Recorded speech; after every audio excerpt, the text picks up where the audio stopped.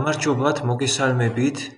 ღმერთის წინაშე სიარულის პრაქტიკის მორიგი დღე, რომელშიც ასე ვთქვათ, მოვიდა შემდეგი გაცნობიერებები, რომ ადამიანები, როდესაც საახალწლოდ აზროვნებენ ნეგატიურად, ადამიანები, როდესაც იწყებენ ახალი წლის ირგვლივ არსებულ კრიტიკას და ეს კრიტიკა არის ვიტყვი რომ მართალი, ისინი აზროვნებენ მიწიერი მეთი.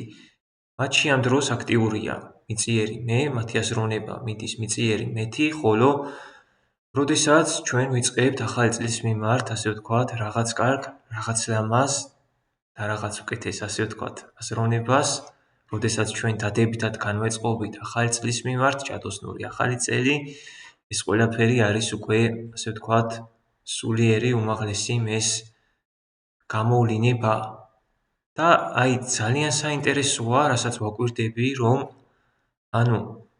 მიწიერი მეს იმით, ვინც აზროვნებს, ეს ადამიანები მართალნი არიან. ხოლო სულიერი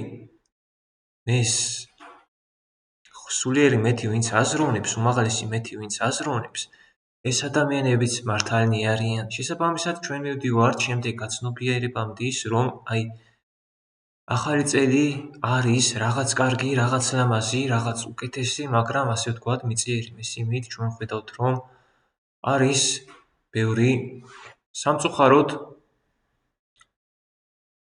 არანორმალურობა, ბევრი არანორმალურობაც არის. შესაბამისად, როგორც ჩანს,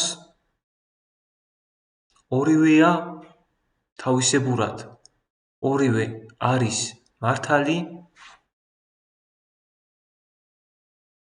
და მივდიოთ, როგორ თქვა, სიმართლის გზას, რომელშიც ყველა არის მართალი.